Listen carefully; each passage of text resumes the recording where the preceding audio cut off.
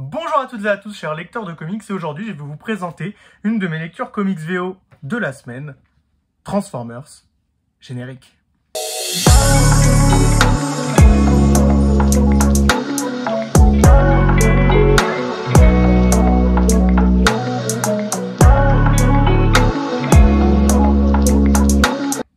Alors, pourquoi j'ai voulu vous parler de Transformers? Alors, tout d'abord parce que c'est sorti il n'y a pas longtemps et que du coup je l'ai lu cette semaine et que j'ai trouvé ça sympa, c'est pour ça que je vous en parle. Et aussi parce que ça appartient à un mouvement un peu plus global qu'il y a en ce moment chez Image Comics aux États-Unis, de sortir du coup un univers partagé Transformers et G.I. Joe qui s'appelle le Energon Universe, qui a commencé avec le numéro 1 de Void Rivals. Donc là, Void Rivals, on en est au numéro 4, vous voyez, il y a les 4 qui sont sortis. Donc c'est très sympa, très honnêtement, le premier chapitre avec ça surprenant qu'on ne s'attendait pas du tout à ce que ça nous connecte à Transformers, et tout d'un coup, boum, c'est connecté à Transformers. Sinon, pour le moment, Void Rivals, ça raconte des choses qui sont un peu connectées, mais pas trop, ça raconte vraiment une histoire bien à elle, et puis de toute façon, aujourd'hui, on va surtout parler du premier numéro de Transformers. Donc le premier numéro de Transformers, déjà, pourquoi un premier numéro? Alors tout simplement parce que Daniel Warren Johnson, qui est un auteur de comics, auteur-dessinateur, qui en ce moment a fait ses armes et qui a vraiment obtenu la consécration avec Do à Powerbomb, mais aussi qui est connu pour avoir fait Wonder Woman Dead Earth notamment, ou Beta Ray Bill chez Marvel. Et il a décidé, ou en tout cas Robert Kirkman, celui qui est un peu chapeaute tout le Energon Universe, a décidé de confier à Daniel Warren Johnson du coup la série Transformers, qui est un peu la série phare de son univers. Et écoutez, pour un reboot, c'est très sympa. En fait, donc le premier numéro, qui est un numéro un peu plus grand que d'habitude, il nous raconte l'histoire en gros de deux enfants, dont un qui a un père un peu absent, qui se noie dans l'alcool, qui du coup vont se balader dans des décharges. Et un jour, il tombe sur un vaisseau spatial sans faire exprès dans une décharge. Vous voyez. Et en fait, en rentrant dans ce vaisseau spatial, il rencontre des débris de Transformers. Je sais pas si je vous montre bien. Donc sur la page ici, on voit qu'ils sont dans le réacteur d'un vaisseau, et ici, les débris de Transformers.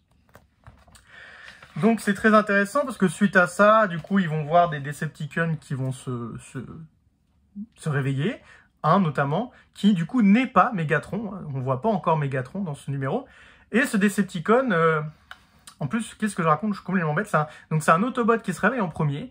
Et l'Autobot, il va décider de réanimer ses camarades avec le peu d'énergie qu'il y a dans le vaisseau, et en fait, il va réanimer un Decepticon en premier. Sauf que, pas de chance, le Decepticon, lui, il est pas super sympa, parce que lui, l'Autobot, il pensait qu'ils allaient pouvoir régler leurs problèmes ensemble, et que du coup, ils allaient réussir à s'en sortir.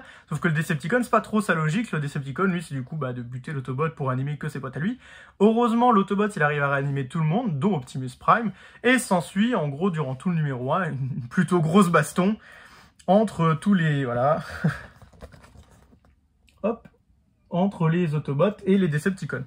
Très franchement, le premier numéro, il raconte pas non plus énormément de choses, je dois dire quand même si... mais par contre c'est très beau. C'est ultra dynamique, on reconnaît très bien le trait de Daniel Warren Johnson, vraiment punchy, avec beaucoup de bastons entre les Decepticons et les Autobots. Donc c'est vraiment sympa sur ce point-là.